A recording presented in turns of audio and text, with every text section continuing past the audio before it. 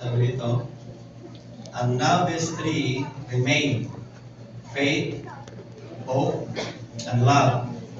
But the greatest of these is love. Uy, bakit? Okay, bakit po ang love is the greatest? Kasi po ang faith, kapag nakita mo na ang iyong panampalatayaanan, wala na yung faith. Kung nakita mo na ang laking Panginoon. Ang hope naman, kapag nakamtan mo na yung inaasahan mo, wala na yung hope. So, ang love po, ang sabi dito sa verse,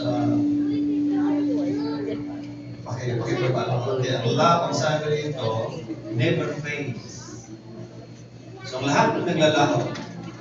Pero ang love, hindi po naglalaho.